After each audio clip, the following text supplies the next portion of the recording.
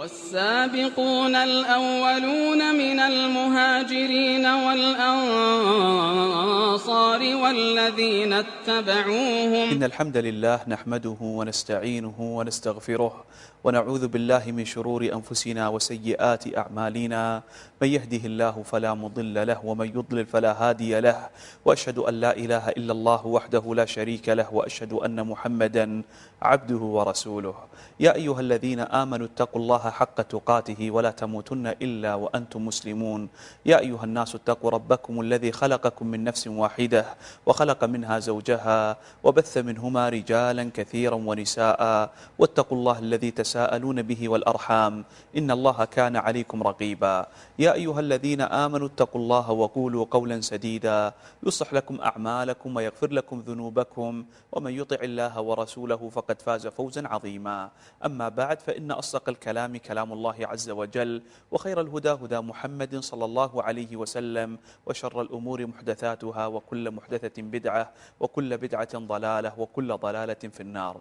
أيها الإخوة الكرام والأخوات الكريمات، هذه حلقة جديدة من برنامجكم السابقون الأولون. أسأل الله العظيم رب العرش العظيم أن يجعلنا ممن سار على خطى السابقين الأولين، وأن يمن علينا جميعا بصحبتهم في الفردوس الأعلى مع نبينا صلى الله عليه وسلم.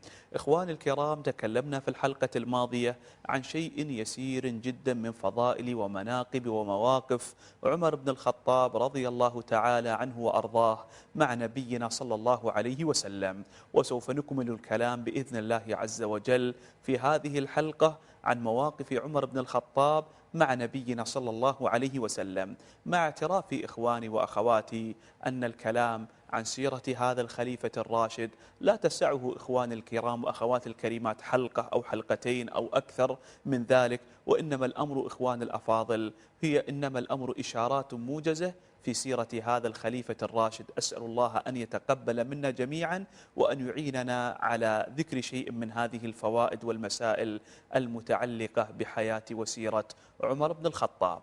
كان عمر بن الخطاب رضي الله تعالى عنه وأرضاه شديد الملازمة لنبينا صلى الله عليه وسلم، بل كان النبي صلى الله عليه وسلم يثق في عمر بن الخطاب ثقة كبيرة، فكان يسمر معه في الليل مع أبي بكر في الأمر الذي يتعلق بشأن وما يهم المسلمين. وهذا أمر إخوان الأفاضل لا يفعله أي قائد إلا مع خاصة الأشخاص الذين يعرفهم جيدا ويعرفونه جيدا، ويقدر رأيهم وحكمتهم وحنكتهم، وأنهم بإذن الله عز وجل لن يشيروا عليه إلا بالأمر الطيب والأمر الحسن.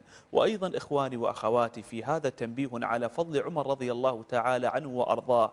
كان يمضي الليل مع النبي صلى الله عليه وسلم في المواضيع التي تهم شأن جميع المسلمين، وهذه ميزة انعكست بعد ذلك على حياة وسيرة عمر بن الخطاب لما تولى الخلافة، فكان مشهورا بأنه كان يمضي الليل في تتبع الفقراء والمساكين والمحتاجين، وينفق عليهم ويعطيهم العطاء العظيم، حتى أن عليا رضي الله تعالى عنه وأرضاه قال: كثيرا ما كنت أسمع نبينا صلى الله عليه وسلم يقول: ذهبت أنا وأبي بكر وعمر، وجئت أنا وأبي بكر وعمر. وفي هذا تنبيه على شدة ملازمة عمر بن الخطاب لنبينا صلى الله عليه وسلم، وأنه كان حقا وصدقا الصديق الثاني بعد أبي بكر الصديق رضي الله تعالى عنهم أجمعين. عمر بن الخطاب إخواني وأخواتي كان ملازما للنبي صلى الله عليه وسلم، وفي غزوة بدر خرج رضي الله تعالى عنه وأرضاه مع النبي صلى الله عليه وسلم للاشتراك في هذه الغزوة. وقبل الغزوة إخواني الكرام شاور النبي صلى الله عليه وسلم الناس، وأراد أن يسمع رأي الأنصار خاصة. فقبل أن يتكلم الأنصار تكلم أهل الهجرة الذين هاجروا من مكة المكرمة إلى المدينة النبوية. أول من تكلم أبو بكر الصديق، فهو الصديق الأكبر رضي الله تعالى عنه وأرضاه. ثم بعد ذلك تكلم الصديق الثاني وهو عمر بن الخطاب رضي الله تعالى عنه وأرضاه. وعندما يتكلم إخواني الكرام وأخواتي الكريمات خاصة الرجل وأصدقاؤه في هذا الموقف العظيم وفي هذا الخطب الجلل، لا شك ولا ريب أن هذا أمر يبعث على الراحة وعلى الاطمئنان، فنبينا صلى الله عليه وسلم كان في موقف عصيب، فقام الصحابة الكرام بتأييد النبي صلى الله عليه وسلم وببيان أنه لو فعل ما فعل فهم معه ولن يتركوا ولن يتخلوا عن نبينا صلى الله عليه وسلم. وعندما يتكلم عمر بن الخطاب بين يدي النبي صلى الله عليه وسلم في هذا الموقف العظيم، لكم أن تتخيلوا إلى الأثر الإيجابي الذي سيتركه عمر رضي الله تعالى عنه وأرضاه في نفوس كافة من حضر هذا الموقف. وفي هذا تنبيه إخوان الأفاضل وأخوات الكريمات أن الرجل القائد يشارك الناس ويتكلم معهم ويتحدث معهم كما فعل النبي صلى الله عليه وسلم، وأيضا يستمع إلى آرائهم. والرجل القائد المحنك يقرب الناس من أهل الفضل والعلم والحنكة والرأي السديد، وهذا ما وقع للصحابة الكرام مع سيد الخلق وسيد الثقلين نبينا صلى الله عليه وسلم. أيضا إخواني وأخواتي بارك الله فيكم، كان عمر بن الخطاب مشهورا ومعروفا بكثرة تصديقه بالنبي صلى الله عليه وسلم، لذلك قلت قبل قليل هو الصديق الثاني، فالصديق الأول هو أبو بكر الصديق رضي الله تعالى عنه وأرضاه. يا ترى ما هي المواقف التي تبين لنا شدة تصديق عمر بالنبي صلى الله عليه وسلم؟ طبعا هذا أمر كان يتميز به الصحابة الكرام كافة، والأمر إخوان الكرام أوضح من الشمس في رابعة النهار، ولكن لا بد أن نقارن بين حالهم رضي الله تعالى عنهم وأرضاهم وبين حالنا في تعاملنا مع نصوص الوحي الشريف وسنة النبي صلى الله عليه وسلم. قال النبي صلى الله عليه وسلم: بينما رجل يسوق بقرة إذ ركب على ظهرها فقالت البقرة: يا هذا إنا لم نخلق لهذا وإنما خلقنا للحرث. هذا الكلام يذكره النبي صلى الله عليه وسلم في مجلس ومحضر من الصحابة الكرام، وما كان في المجلس أبو بكر ولم يكن أيضا في المجلس عمر بن الخطاب رضي الله تعالى عنهم أجمعين. فقال الصحابة للنبي صلى الله عليه وسلم: سبحان الله يا رسول الله، بقرة تتكلم؟ فقال النبي صلى الله عليه وسلم: فأنا أؤمن بهذا وأبو بكر وعمر وما كان في المجلس. ثم قال النبي صلى الله عليه وسلم: بينما رجل يرعى الغنم إذ عدا الذئب على الغنم فتبعه الراعي فانتزع الغنم من الذئب، فقال الذئب: يا هذا من لها يوم السبع يوم لا راعي لها إلا غيري. يعني من سيكون يرعى ويهتم بهذه الأغنام عندما تعظم الفتن في آخر الزمان؟ فلا يرعى الأغنام إلا الذئاب فتأكلها أكلا. فقال الصحابة: سبحان الله يا رسول الله، ذئب يتكلم؟ فقال نبينا صلى الله عليه وسلم: فأنا أؤمن بهذا وأبو بكر وعمر وما كان في المجلس. في هذا الخبر إخواني وأخواتي، من الذي يشهد لأبي بكر وعمر بأنهما من أصحاب التصديق العظيم بنبينا عليه الصلاة والسلام؟ يشهد لهما نبينا صلى الله عليه وسلم، وهذه والله منزلة وفضل ومرتبة كبيرة جدا خص الله عز وجل بها أبا بكر وعمر رضي الله تعالى عنهما. الإنسان قد يقول: أنا أصدق بالنبي صلى الله عليه وسلم، ولكن أن يشهد لك النبي صلى الله عليه وسلم أنك مصدق ومتبع ولا تحيد عن سنته وأنك تؤمن بها دائما وأبدا، والله إن هذا لشرف عظيم. ولمثل هذا فليعمل العاملون وفي ذلك فليتنافس المتنافسون. يتقرب المسلم إلى الله عز وجل بأن يكون منقادا مسلما وأن يكون متقبلا لسنة نبينا عليه الصلاة والسلام، لأن بعض الناس سامحهم الله عز وجل تكثر عندهم المجادلات حول المسائل الواضحة في الشرع والدين، لا ينقادون ولا يسلمون لها. أنا لا أقول لا يسأل الإنسان عن الحكمة من الأمر، ولكن بعضهم يعترض على السنة بقصد ردها وأنها لا تلائم زماننا ولا تلائم مكاننا، وهذا لا شك ولا ريب أنه خطأ عظيم ينافي هدي الصحابة الكرام في تعظيم وتطبيق سنة سيد المرسلين عليه أتم الصلاة والتسليم. أيضا إخواني وأخواتي، من المواقف التي تبين شدة تصديق عمر واتباعه لسنة النبي صلى الله عليه وسلم أن عمر بن الخطاب رضي الله تعالى عنه وأرضاه كان يقرب في مجلسه الناس من أهل الفضل ومن أهل الخير، فزاره بعض الأعراب من الذين يتكلمون مع الناس بالأسلوب الذي فيه شيء من الجفاء، فقال لعمر بن الخطاب: يا ابن الخطاب، إنك لا تحكم بيننا بالعدل ولا تعطينا الجزل. فهم به عمر بن الخطاب رضي الله تعالى عنه وأرضاه. كيف عمر مشهور بالورع والزهد والعدل بين الناس، كيف يقول عن عمر بن الخطاب مثل هذا الكلام؟ فقال له ابن أخ لهذا الرجل، قال: يا أمير المؤمنين، يقول الله عز وجل: خذ العفو وأمر بالعرف وأعرض عن الجاهلين، وهذا من الجاهلين. قال الراوي: فما تجاوزها عمر بن الخطاب وكان وقافا عند كتاب الله عز وجل. والله في هذا درس عظيم وكبير لنا. لو طبق الناس مثل هذا الأمر وكانوا على هدي عمر بن الخطاب في التعامل مع نصوص الشرع والدين لارتحنا راحة عظيمة.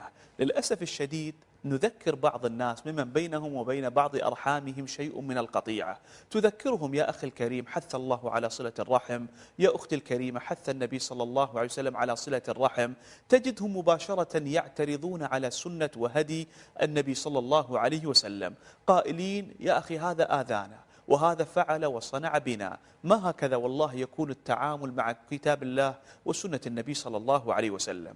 عندما تذكر بعض الناس عن مثل هذه الأشياء، عن العفو والصفح والإنسان يتجاوز ويدفع بالتي أحسن، يقول لك بعضهم يا أخي أنا أذل نفسي لأخي أو أختي. ليست المسألة أذل نفسي أو غيره، ولكن المسألة أن نعفو ونصفح وأن نعظم شرع الله عز وجل. عندما يكون بعض الناس في غضب شديد في الخلافات الأسرية تأتيه وتذكره فتقول يا فلان قل أعوذ بالله من الشيطان الرجيم، وهذه السنة النبوية علمها النبي صلى الله عليه وسلم لنا عندما نكون في الغضب الشديد، يرد عليك بقبيح الكلام. أما عمر بن الخطاب لما بين له خذ العفو وأمر بالعرف وأعرض عن الجاهلين وذكر بهذه الآية ما تجاوزها عمر بن الخطاب. كانت مشاعرهم في اتباع سنة النبي صلى الله عليه وسلم حتى في لحظات الفرح، في لحظات الغضب، في لحظات الألم، في لحظات الحزن، يتبعون هدي نبينا صلى الله عليه وسلم ولا يخالفون سنة نبينا صلى الله عليه وسلم قيد أنملة. ومن كان هذا حاله فليبشر بالخير العظيم والفضل الكبير. جاء رجل إلى النبي صلى الله عليه وسلم فقال يا رسول الله لأنت أحب إلي من نفسي ومن مالي ومن ولدي، وإني إذا ذكرتك وكنت بعيدا عني لا أصبر حتى آتيك وأنظر إليك. انظر إلى الحب الذي كان في قلب هذا الرجل تجاه النبي صلى الله عليه وسلم. ولكنك يا رسول الله ستكون في الجنة في الفردوس الأعلى، وما عندي من العمل ما يجعلني معك في الجنة. فسكت النبي صلى الله عليه وسلم، فأنزل الله عز وجل ومن يطع الله والرسول فأولئك مع الذين أنعم الله عليهم من النبيين والصديقين والشهداء والصالحين وحسن أولئك رفيقا. ما معنى هذا الحديث؟ معناه المرء مع من أحب. تحب النبي صلى الله عليه وسلم وتتبع سنته وتمشي على خطاه، ستكون معه بإذن الله عز وجل في الفردوس الأعلى يوم لا ينفع مال ولا بنون إلا من أتى الله بقلب سليم. تحب أبا بكر وتحب عمر بن الخطاب، ستكون معهما إذا أنت اتبعت سنة وهدي هذين الصحابيين الجليلين واتبعت طريقتهم في تعظيم واتباع سنة نبينا صلى الله عليه وسلم. الخلاصة إخوان الكرام من هذا الحديث ومن هذا الخبر الذي جرى مع عمر بن الخطاب أن نكون معظمين موقرين لسنة النبي عليه الصلاة والسلام. وانظروا بارك الله فيكم كيف كان عمر بن الخطاب يحفظ وصية النبي صلى الله عليه وسلم. أخبر نبينا عليه الصلاة والسلام في حياته عن رجل من التابعين، وهذا أيضا خبر غريب، أن النبي صلى الله عليه وسلم يحدث عن رجل من التابعين يأتي بعد النبي صلى الله عليه وسلم، يعني هذا الرجل ما يرى نبينا صلى الله عليه وسلم. هذا الرجل اسمه أويس القرني، يأتي إلى المدينة النبوية ويأتي عند الصحابة الكرام. النبي صلى الله عليه وسلم يذكر لهم بأن هذا التابعي كان شديد البر بأمه، إذا رأيتموه فاطلبوا منه الدعاء، لأنه كان رجلا صالحا. ومن أنواع التوسل المشروع إخواني وأخواتي أن يتوسل الإنسان إلى الله عز وجل بدعاء الرجل الصالح الحي. فيقول لبعض من يتوسم فيهم الصلاح مع الاعتقاد طبعا أن الله عز وجل هو الذي بيده مقاليد الأمور، يا فلان لا تحرمنا من دعائك، يا فلان لا تنسانا من دعائك. والإنسان أيضا يدعو الله عز وجل لنفسه، فهذا أمر طيب. فالنبي صلى الله عليه وسلم حث الصحابة الكرام إذا رأيتم هذا التابعي الجليل الذي اسمه أويس القرني فاطلبوا من هذا الرجل أن يدعو الله عز وجل لكم. فلما جاء أويس القرني إلى المدينة النبوية تخبر واستخبر عمر بن الخطاب عن هذا الرجل، فقيل له هذا أويس القرني، فطلب منه أن يدعو الله عز وجل له. لما صنع عمر بن الخطاب هذا الأمر مع أنه كان لما طلب من أويس القرني الدعاء كان رضي الله تعالى عنه وأرضاه أمير المؤمنين؟ لما صنع عمر هذا؟ لأنه حفظ وصية النبي صلى الله عليه وسلم وحفظ أمر النبي عليه الصلاة والسلام. قال لهم النبي صلى الله عليه وسلم أمرا، فماذا قالوا؟ قالوا سمعنا وأطعنا وسلمنا واستجبنا لأمر نبينا عليه الصلاة والسلام. فلذلك إخواني الكرام نتعلم من هذه المواقف شدة التصديق والاتباع لنبينا عليه الصلاة والسلام. من المواقف التي تبين أيضا شدة تصديق عمر بن الخطاب بالنبي صلى الله عليه وسلم، وتبين طريقة تعامله مع سنة النبي صلى الله عليه وسلم، وأنه كان تعامل فيه الانقياد لهدي نبينا عليه الصلاة والسلام، وطاعة نبينا صلى الله عليه وسلم فيما أمر، وتصديقه فيما أخبر، واجتناب ما عنه نهى وزجر. موقف عمر بن الخطاب رضي الله تعالى عنه وأرضاه عندما رأى الحجر الأسود، جاء إلى الحجر الأسود، ومعلوم إخواني وأخواتي أن الحجر الأسود حجر نزل من الجنة، فكان أشد بياضا من الثلج، ولكن سودته خطايا بني آدم. فجاء عمر بن الخطاب إلى الحجر الأسود فقال: والله إني لأعلم أنك حجر لا تضر ولا تنفع، ولولا أني رأيت رسول الله صلى الله عليه وسلم يقبلك ما قبلتك. فعمر بن الخطاب يبين أن الذي حمله على هذا الأمر هو اتباع سنة النبي صلى الله عليه وسلم. كنت مرة في بعض الدول فسألت بعض الموجودين سؤالا، فقلت لهم: ذهب بعض العلماء إلى أن الإنسان إذا تناول شيئا من لحوم الإبل فإن وضوءه منتقض إذا كان متوضئا. فقلت لهم: لماذا يصنع الإنسان هذا؟ لماذا الإنسان إذا كان متوضئا فأكل شيئا من لحوم الإبل انتقض وضوءه؟ فتفاجأت بأن بعض الصغار رفع يده فقال: لأن النبي صلى الله عليه وسلم قال لنا هذا. وهذا والله جواب موفق مسدد. قد يقول قائل: لماذا نطوف حول الكعبة 7 أشواط؟ لما لا يكون العدد 6 أشواط؟ ولماذا نسعى بين الصفا والمروة 7 أشواط؟ ولما لا يكون العدد 6 أشواط؟ ولماذا نرمي الجمرات 7 حصيات؟ لما لا يكون العدد أقل أو أكثر من ذلك؟ فنقول رأى الصحابة الكرام نبينا صلى الله عليه وسلم يفعل هذه الأمور بهذه الأعداد، فسمعنا وأطعنا لكلام الله وكلام نبينا صلى الله عليه وسلم. ومن طبق هذا الأمر إخواني وأخواتي ارتاح راحة عظيمة.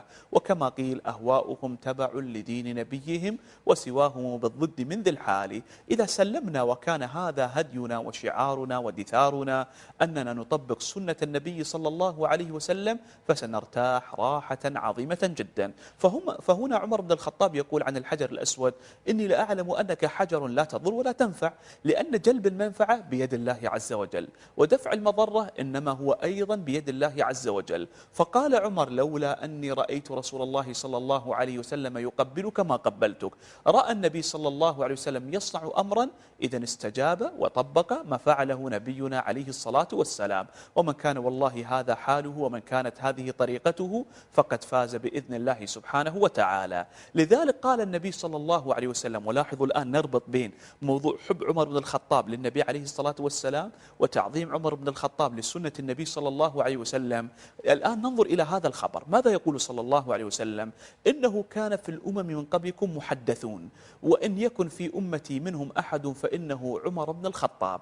ما معنى هذا الخبر؟ معناه أن هناك كان في الأمم الماضية أشخاص يوافقون الحق دائما، وإذا كان هناك أحد من أمتي سيوافق الحق دائما فإنما هو عمر بن الخطاب، ينطق بالحق ويتكلم بالكلام الحق. وهذا طبعا كله من تسديد الله سبحانه وتعالى له، من تسديد الله سبحانه وتعالى له. بل قال النبي صلى الله عليه وسلم: لو كان بعدي نبي لكان عمر بن الخطاب. هذا دليل على ماذا؟ دليل رعاكم الله عز وجل على شدة نطق وموافقة وإصابة عمر بن الخطاب للحق ولتطبيق سنة النبي صلى الله عليه وسلم.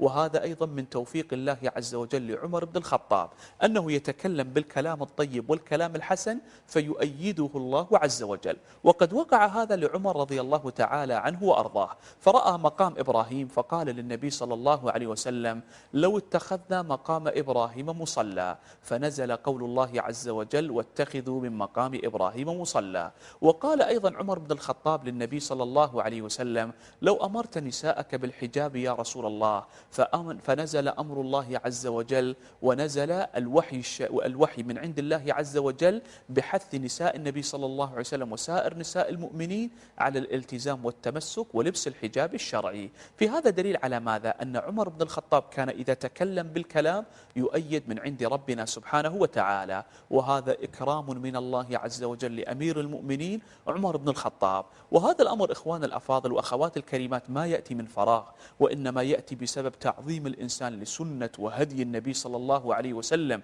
ويأتي أيضا بسبب امتلاء قلب الإنسان من حب النبي صلى الله عليه وسلم ومن حب الله عز وجل. فلذلك إذا نطق سدده الله عز وجل، وإذا تكلم سدده الله سبحانه وتعالى. وأيضا إخواني وأخواتي في هذا تأكيد على قول الله عز وجل: وما توفيقي إلا بالله. إذا لم يوفقنا الله عز وجل فلن نوفق أبدا، فلذلك نحتاج إلى توفيق من ربنا عز وجل، وأن يسددنا الله سبحانه وتعالى. وهذا الأمر إخواني وأخواتي لا يأتي بسبب ذكاء من الإنسان أو شطارة من الإنسان أو بسبب عبقرية من الإنسان، بل هذا الأمر مداره على الذل لله عز وجل، والطلب من الله سبحانه وتعالى أن يكون الإنسان موفقا مهديا مسددا من عند ربنا عز وجل. وإلا الإنسان إخواني الكرام، وإلا لو اجتمعنا كلنا على هداية بعض الخلق لن نتمكن من ذلك أبدا، ولكننا نتمكن من دلالة الناس على الخير ونتمكن من إرشاد الناس إلى الخير، فيحتاج الأمر كله إلى توفيق من الله عز وجل. لذلك كان من دعاء النبي صلى الله عليه وسلم: اللهم أعني على ذكرك وشكرك وحسن عبادتك. والله عز وجل أخبر في سورة الفاتحة أن عباد الله سبحانه وتعالى يقولون: إياك نعبد وإياك نستعين، نطلب منك العون يا ربنا ويا إلهنا ويا خالقنا ومعبودنا. رأى بعض الصحابة الكرام رؤيا في المنام أنه ألقي عليهم الأذان، ألقي عليه الأذان فعلم كلمات الأذان.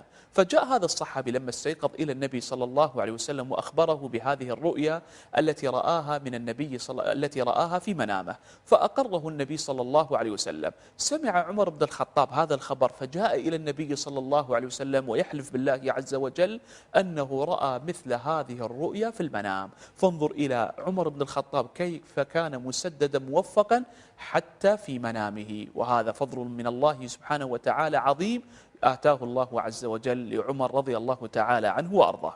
أيضا إخواني وأخواتي مما يبين فضل عمر بن الخطاب أن النبي صلى الله عليه وسلم ذكر بأن الله عز وجل ألقى الحق على لسان وقلب عمر رضي الله تعالى عنه وأرضاه. وهذا إخواني الكرام وأخواتي الكريمات هو تطبيق للحديث القدسي الذي يقول فيه نبينا صلى الله عليه وسلم: يقول الله عز وجل: من عاد لي وليا فقد آذنته بالحرب، وما تقرب عبدي إلي بشيء أحب إلي مما افترضته عليه، وما يزال عبدي يتقرب إلي بالنوافل حتى أحبه، فإذا أحببته كنت سمعه الذي يسمع به، وبصره الذي يبصر به، ويده التي يبطش بها، ورجله التي يمشي عليها. ما معنى هذا الخبر؟ أنه يسدد ويعان، فالله عز وجل يوفق هذا الإنسان لكل خير. والله عز وجل أخبر في كتابه العظيم: إن الله يدافع عن الذين آمنوا. وهذه كما ذكرت لكم منزلة عظيمة جدا، إذا أقبل الإنسان على الطاعات وفق وسدد، فما توفيقنا إلا بالله عز وجل. وما الهداية التي يكون الإنسان عليها إلا بمنة وفضل من الله سبحانه وتعالى. وأيضا إخواني الكرام وأخواتي الكريمات، لنعلم جميعا أن من أسباب فوت البركة وفوت بعض الخيرات علينا أننا قد نذنب الذنب فيحرمنا الله عز وجل الخير والبركة والفضل. عمر بن الخطاب بشر بالجنة، وأخبر النبي صلى الله عليه وسلم: لو كان في أمتي نبي أو لو كان بعدي نبي لكان عمر بن الخطاب. ومع هذا ما زادت هذه النصوص عمر إلا تواضعا وذلة لله عز وجل، وإلا إكثارا من العبادة لله سبحانه وتعالى. بعض الناس يقول لك: يا أخي الكريم، أنا أفعل المعاصي منذ سنوات ولم أبتلى بأي شيء. أنتم تقولون العاصي يبتلى، والله عز وجل قد يوقع عليه عقوبة كبيرة وعقوبة عظيمة. أنا أفعل كذا وكذا وكذا من الأمور التي لا ترضي الله عز وجل. أين عقوبة الله عز وجل التي وقعت عليه؟ من أعظم العقوبات التي يغفل عنها كثير من الناس أنهم تفوتهم الخيرات إخوان الكرام، ولكن كره الله انبعاثهم فثبطهم. عندما يجد الإنسان نفسه مقبلة على المعصية معرضة عن الطاعة فليراجع نفسه، لعل هذه عقوبة عظيمة جدا من الله عز وجل فرضت وضربت على هذا الإنسان. وكما قيل في الحكمة السائرة وفي الحكمة المشهورة: من أعظم أضرار وعقوبات الذنوب الذنوب الطبع على القلوب، نسأل الله عز وجل العفو والعافية. لذلك إخواني وأخواتي من حسنات وبركات الطاعات أن الطاعة تجلب أختها، ومن شؤم المعصية أن المعصية تجلب أختها، نسأل الله عز وجل العفو والعافية. انظروا إلى عمر بن الخطاب لما كان مسددا موفقا معانا من عند الله عز وجل، ماذا قال نبينا صلى الله عليه وسلم؟ ما رآك الشيطان تسلك فجا إلا وسلك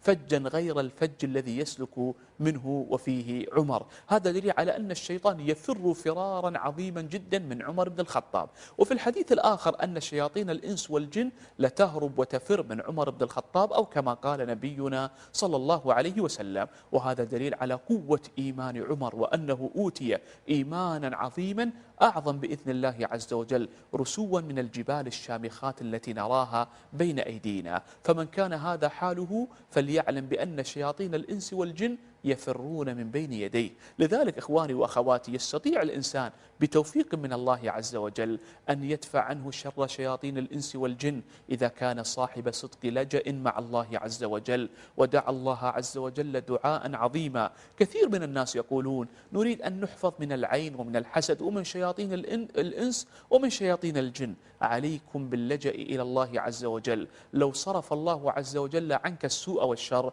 والله لو اجتمعت الأمة كلها على أن يضروك بشيء لم يضروك إلا بشيء قد كتبه الله عليك. ولو كتب الله عز وجل عليك أمرا، فلو اجتمعت كل الدنيا على أن ينفعوك بشيء فلن ينفعوك إلا بشيء قد كتبه الله لك. رفعت الأقلام وجفت الصحف كما قال نبينا صلى الله عليه وسلم. ولكن من حصن نفسه بالأذكار وحصن نفسه بالإيمان وبالعمل الصالح هربت منه شياطين الجن وشياطين الإنس. ولكن إخواني وأخواتي من كان معرضا عن الله مبتعدا عن الخير، لا أقول لن أصف في حال هذا الإنسان بشيء من كلامي ولن أقول شيئا من عندي، ولكن سأذكر قول الله عز وجل ومن أعرض عن ذكري فإن له معيشة ضنكا ونحشره يوم القيامة أعمى. وثبت في الخبر النبوي أن النبي صلى الله عليه وسلم قال وكذلك العبد لا يحرز نفسه من الشيطان إلا بذكر الله عز وجل. فإذا ذكر الله سبحانه وتعالى كان في حصن عظيم جدا من شياطين الإنس ومن شياطين الجن. وأما إذا كان معرضا بعيدا عن الله عز وجل تسلطت عليه الشياطين وآذته إيذاء عظيما. أبي بن كعب هذا الصحابي القارئ الجليل المشهور المعروف كان عنده شيء من التمر، ووجد أن هذا التمر ينقص في كل ليلة من الليالي، فقال سأحرس هذا التمر وأنظر من الذي يأخذ ويسرق هذا التمر. قال فرأيت دابة أي شيء يدب على الأرض شبه الغلام المحتلم، كأنه قد قارب من الطفل في الطول الذي قد شارف وقارب على البلوغ. فقلت له إنسي أم جني؟ لما رآه أبي بن كعب وجد بأن يده يد كلب وشعره شعر كلب، أكرم الله السامعين. فقال أبي بن كعب لهذا المخلوق إنسي أم جني؟ قال جني. ولقد علمت الجن أنه ما فيهم أحد أشد بأسا مني، كان شديد البأس والقوة هذا الجني. فقال أبي بن كعب لهذا الجني ما الذي يحفظكم منا؟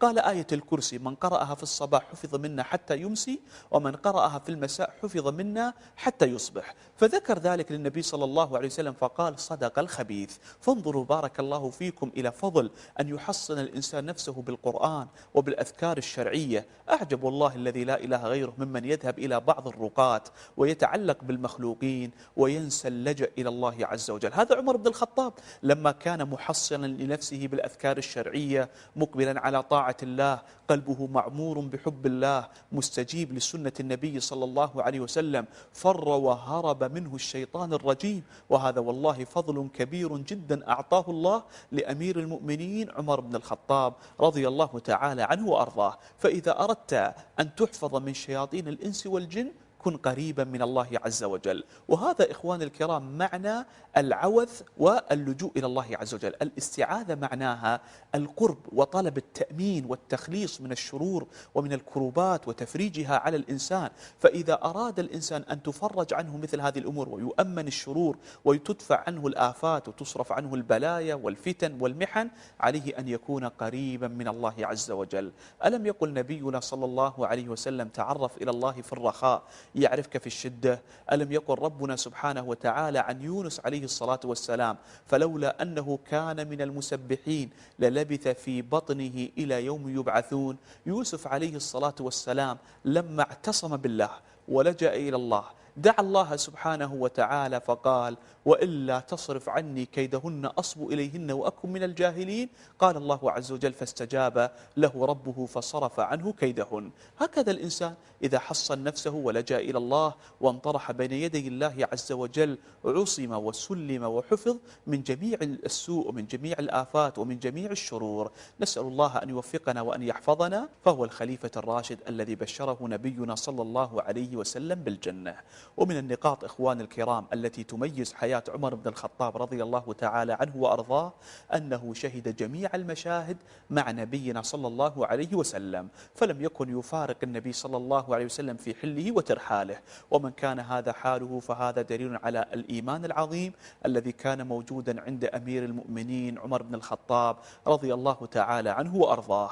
والنبي صلى الله عليه وسلم ذكر بأنه لن يدخل النار أحد شهد بدرا وبايع تحت الشجرة، أي بيعة الرضوان وصلح الحديبية، وشهد صلح الحديبية مع نبينا صلى الله عليه وسلم. وهذه منقبة عظيمة جدا لعمر بن الخطاب، فالله عز وجل كما أخبر نبينا صلى الله عليه وسلم: اطلع على أهل بدر فقال: اعملوا ما شئتم فقد غفر الله عز وجل لهم. وهذا دليل على أنهم يختم لهم بالخير، وأنهم يكونون من الرجال الأوفياء الذين لم يتغيروا بعد وفاة نبينا صلى الله عليه وسلم. وطبعا هذا حال الصحابة الكرام رضي الله تعالى عنهم وأرضاهم. من النقاط التي قد لا ينتبه لها بعضهم في الكلام عن عمر بن الخطاب رضي الله تعالى عنه وأرضاه أن عمر كان شديد العناية بتعلم العلم على كبر سنه، وعلى أنه ما كان بالشاب الصغير في حياة النبي صلى الله عليه وسلم، وما كان مثلا عمره 15 أو 16 أو شيء يسير من السنوات،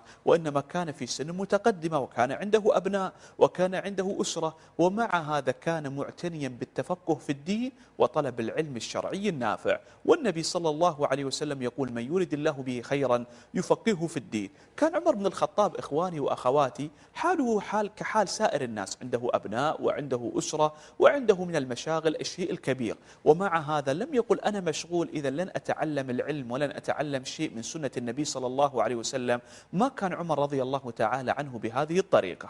طيب ماذا كان يصنع عمر؟ كيف كان يوفق بين المسائل الحياتية وبين تعلم العلم عن النبي صلى الله عليه وسلم؟ ومعلوم إخواني وأخواتي أن المدينة النبوية كانت في أيام النبي صلى الله عليه وسلم كما ذكر أهل المعرفة بالتاريخ كالقرى المتناثرة. هي مدينة ولكن البيوت إخوان الكرام متفرقة، هنا حي بني فلان وهنا حي بنو فلان وهنا حي بنو فلان. فكان عمر بن الخطاب يسكن في مكان يبعد شيء قليل عن مسجد النبي صلى الله عليه وسلم. فماذا كان يصنع عمر؟ كان عمر بن الخطاب رضي الله تعالى عنه وأرضاه يتناوب النزول إلى النبي صلى الله عليه وسلم، يعني يذهب إلى النبي عليه الصلاة والسلام في يوم ثم يرجع إلى بيته. وكان عنده جار من الأنصار ينزل إلى النبي صلى الله عليه وسلم في ثاني يوم. في اليوم الأول يرجع عمر إلى هذا الجار من الأنصار فيذكر له ماذا سمع من النبي صلى الله عليه وسلم. في اليوم الثاني يذهب هذا الرجل الأنصاري فيرجع إلى عمر بن الخطاب ويحدثه بما سمعه من نبينا صلى الله عليه وسلم. هذا دليل على ماذا؟ دليل على شدة عناية عمر بن الخطاب بتعلم سنة النبي صلى الله عليه وسلم وتعلم العلم. وهذا فضل عظيم جدا من ربنا سبحانه وتعالى يعطيه الله عز وجل للخلص من عباده.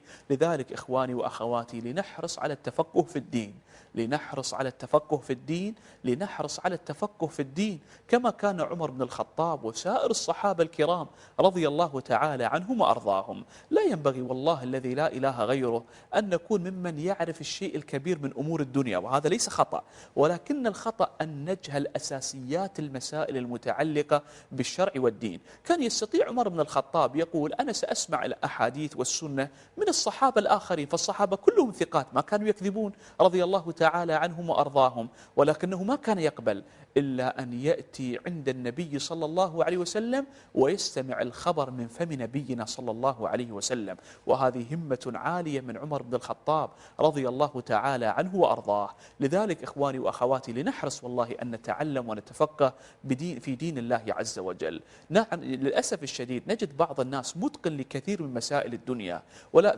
الدنيا، ولكن لو سألته كيف كان تيمم النبي صلى الله عليه وسلم لسمعت العجب العجاب الذي لا يكاد يخطر بالبال. بل لو سألنا بعض الأشخاص صلاة الجنازة كم ركعة؟ ركعتين، 3 ركعات، 4 ركعات لسمعنا العجب العجاب، مع أن صلاة الجنازة ركعة واحدة لا ركوع فيها ولا سجود.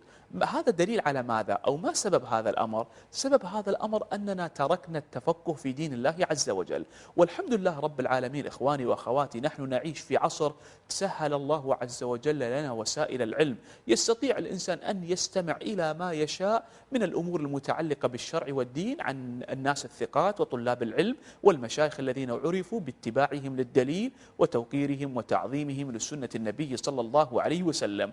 قارنوا طلب العلم في زماننا وطلب العلم في الأزمان الماضية كيف كانوا يتعبون تعبا عظيما، والآن أصبحت جميع مسائل العلم موجودة في هواتفنا إخواني وأخواتي. إذا لنقتدي بعمر بن الخطاب رضي الله تعالى عنه وأرضاه، ونحرص على التفقه في الدين والتعلم من سنة وهدي نبينا صلى الله عليه وسلم. فلا يصح للإنسان أن يتعبد الله سبحانه وتعالى بأمور لا يتقنها ولا يحسنها. حتى بعض الناس يقول سأصلي كيفما وقع وكيفما اتفق الأمر، يرى الناس يصلون بطريقة فيصلي مثلهم. صحيح هذه الطريقة، خطأ هذه الطريقة، يقول لك يا أخي أنا رأيت الناس يصنعون هذا، وهذا تفريط كبير. النبي صلى الله عليه وسلم قال لنا صلوا كما رأيتموني أصلي. إذا لنحرص على التعلم والتفقه في دين الله عز وجل. وانظروا إلى هذا الخبر الذي يزكي فيه نبينا صلى الله عليه وسلم علم عمر بن الخطاب. قال نبينا عليه الصلاة والسلام اقتدوا بالذين هم من بعد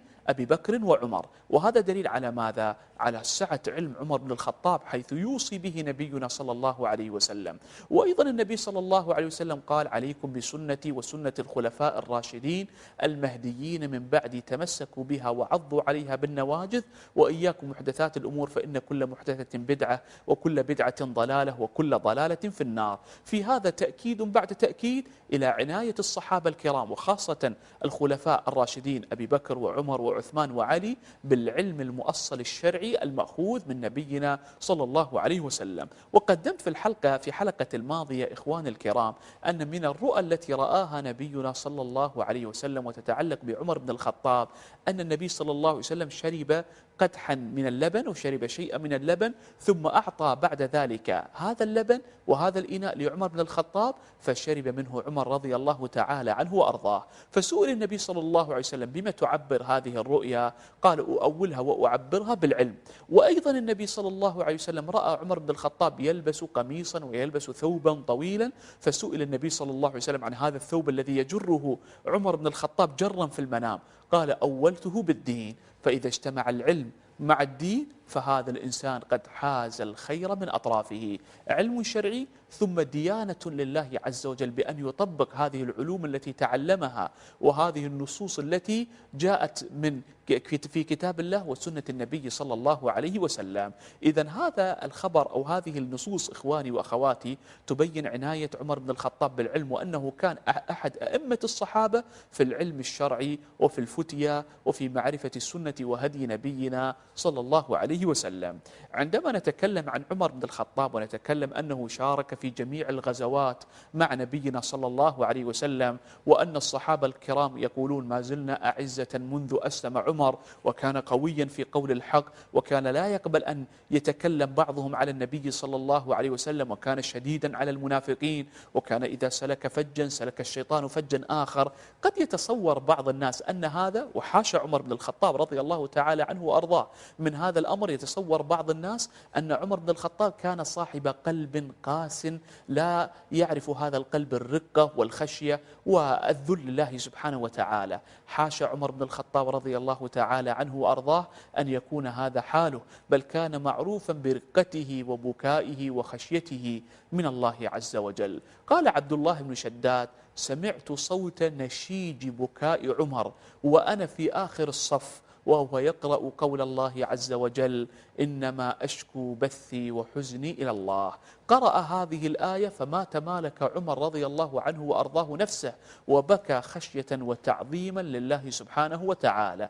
والنبي صلى الله عليه وسلم ذكر أن من العيون التي لا تمسها النار عين بكت من خشية الله. فانظروا كيف كان عمر بن الخطاب كثير البكاء خشية وتعظيما وإجلالا لله عز وجل على قوة إيمانه وصلابته في الحق. ما كان أبدا قلبه بالقلب القاسي، وإنما كان قلبه قلبه قلبا لينا رقيقا معظما لله سبحانه وتعالى. ولعل هذا إخواني الكرام طبعا بسبب كثرة العمل الصالح عند عمر بن الخطاب، وأيضا والله تعالى أعلم بسبب عطف عمر رضي الله تعالى عنه وأرضاه على الناس وشفقته على الفقراء والمساكين والضعفاء والمحتاجين، فإن هذا الأمر يولد في قلب الإنسان رقة عظيمة. وهذا الأمر كان عمر رضي الله عنه وأرضاه مشهورا معروفا به، فكان كثير النفقة والصدقة على الفقراء والمساكين.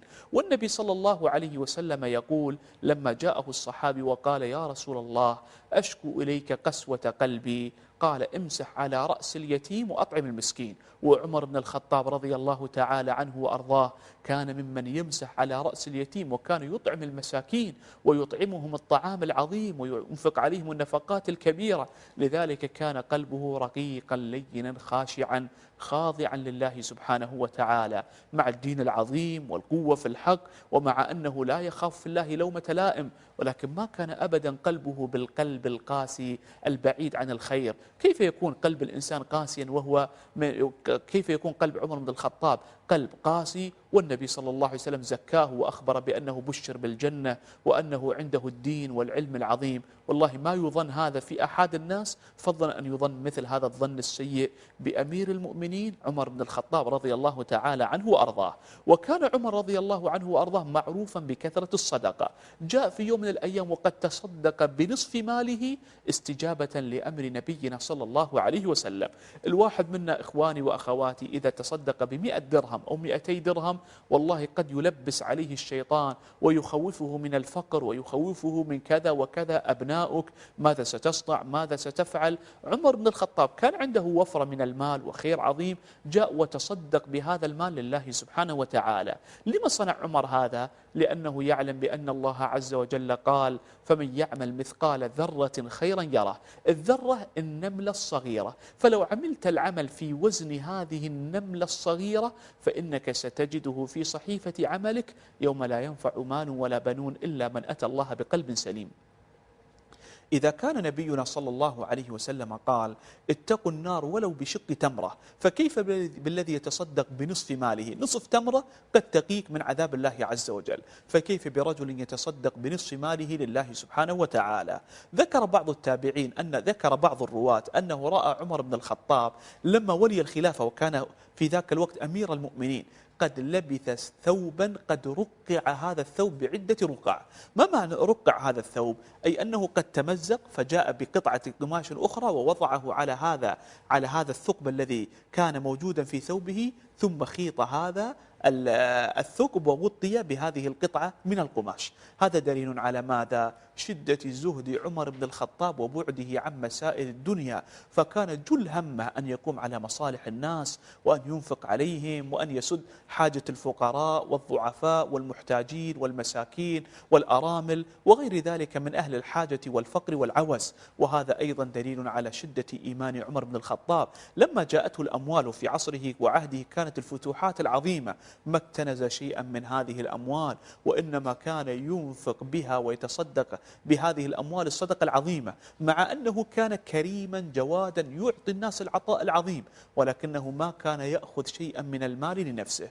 وهذه طريقة النبي صلى الله عليه وسلم وطريقة من وفق من الناس، أنه لا ينسى نفسه من مسائل الدنيا فيأخذ الأمور الأساسية، ولكن يجعل جل همه أن يكون هذا المال حجة له ولا يكون حجة عليه. وبعض الناس سامحهم الله عز وجل إذا كان في بعض الأماكن حرص على جمع الأموال بغض النظر عن مصدرها أحلال أم حرام، ثم بعد ذلك يأتي ويشتكي ويقول لا أجد بركة لهذه الأموال. ما السبب في ذلك إخواني وأخواتي؟ ما كان من سحت ومن حرام كيف يبارك الله عز وجل في هذه الأموال التي أخذت بهذه الطريقة وبهذا الأسلوب؟ إذا نتعلم من هذا أن عمر بن الخطاب كان شديد الزهد في الدنيا مقبلا على الله سبحانه وتعالى.